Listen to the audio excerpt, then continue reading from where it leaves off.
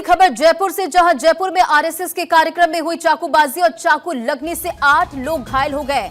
घायलों का फिलहाल अस्पताल में इलाज जारी है। आपने तस्वीर देखी कि किस तरह से बीजेपी के तमाम दिग्गजों ने पहुंचकर हालचाल जाना, क्योंकि आरएसएस के ये कार्यकर्ता बताए जा रहे। 2 अलग अलग तस्वीर। इस पूरे मामले को लेकर पुलिस भी जांच पड़ताल कर रही है।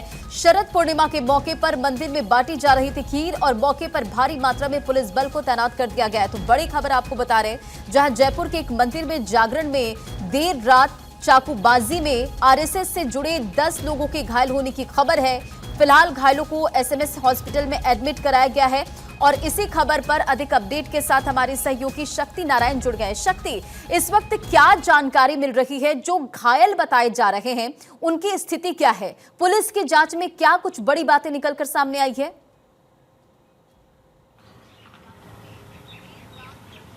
रजना, देखिए, कल शरद पूर्णिमा का दिन था। शरद पूर्णिमा की रात्रि को मंदिर परिसर के अंदर भजन समारोह आयोजित किया जाता है और जैसे ही भजन समारोह पूरा हुआ, खीर वितरण समारोह शुरू हो गया था। लेकिन इसी दौरान पड़ोस में रहने वाले एक नसीब चौधरी नामक युवक और उनके पुत्र वहां पर आते हैं और ताबड़तोड़ चाकू से लगातार एक के बाद एक हमला करते हैं। करीबन 8 लोग इसके अंदर घायल होते हैं। 8 जो व्यक्ति हैं वो आरएसएस के कार्यकर्ता हैं।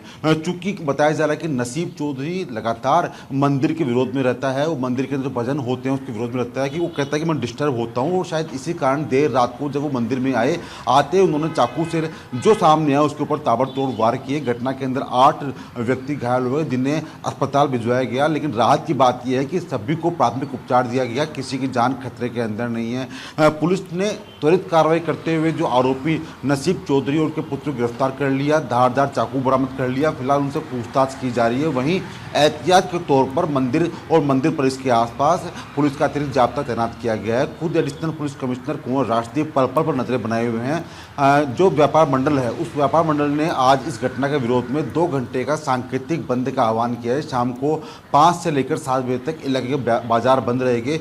ऐसी घटनाओं की पुनरावृत्ति को रोकने के लिए, ऐसी घटनाएं दोबारा ना हो, इसके लिए पुलिस समझाइश कर रही है। इलाके में अतिरिक्त पुलिस का जाब्ता तैनात करने के पश्चात जो इलाके के बड़े व्यापारिक मंडल हैं, बड़े लोग हैं, बड़े बुजुर्ग हैं, उनसे वार्तालाप किया जा रहा है, जिससे कि एक बार फिर से लॉ एंड ऑर्डर को सामान्य किया जा सके। रंजना, बिल्कुल।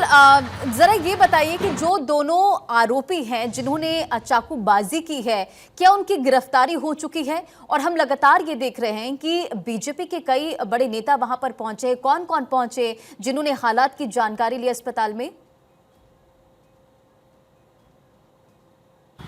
देखिए, जब ये घटना हुई, घटना के बाद में लोगों ने जाम लगा दिया और जाम लगने के पश्चात कुछ मंत्री हैं राज्यवर्धन, वो मौके पर पहुंचे थे। पूर्व मंत्री अरुण चतुर्वेदी पहुंचे थे। विधायक गोपाल शर्मा मौके पर पहुंचे थे। तमाम दिग्गज जो बीजेपी के थे उन्होंने मौके पर पहुंचकर जो स्थिति बनी थी वहाँ की जानी। लेकिन जयपुर पुलिस ने त्वरित कार्रवाई करते हुए दोनों आरोपी यानी कि नसीब चौधरी और उसके पुत्र को गिरफ्तार कर लिया। उनके पास से धारदार हथियार जो चाकू था बरामद कर लिया। लेकिन फिलहाल इलाके में बिल्कुल शांति का माहौल है।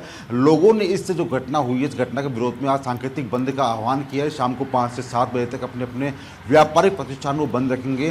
वहीं बात करें अगर इस घटना को लेकर, तो सीसीटीवी फुटेज भी सामने आए जिसके अंदर जो आरोपी है वो लगातार एक के बाद एक ताबड़तोड़ हमले कर रहा है। लेकिन राहत ये रही रंजना की किसी को ज़्यादा चोट नहीं लगी, किसी की जान सकते में नहीं है, अन्यथा किसी की जान जा सकती थी। फिलहाल इलाके में शांति का माहौल है और जिस मंदिर परिसर के अंदर ये घटना हुई वहाँ पर पुलिस का अतिरिक्त जाब्ता तैनात किया गया है, जिससे कि ऐसी घटनाओं की पुनरावृत्ति को समय पर रोका जा सके। रंजना, बिल्कुल। और जरा ये भी बताएं कि विवाद क्या था? हालांकि जानकारी ये सामने आई, आपने भी जैसा कि बताया कि जो शख्स था उसे मंदिर में जिस तरह से जागरण होती है, इन सब चीजों से दिक्कत थी। क्या कोई और भी मामला था? जमीन विवाद से भी कोई जुड़ा मामला था क्या? रंजना, देखिए, जो आरोपी है नसीब चौधरी, वो प्रॉपर्टी का काम करता है और जो बताया गया है कि मंदिर परिसर के अंदर उसने अवैध रूप से कब्जा कर रखा है।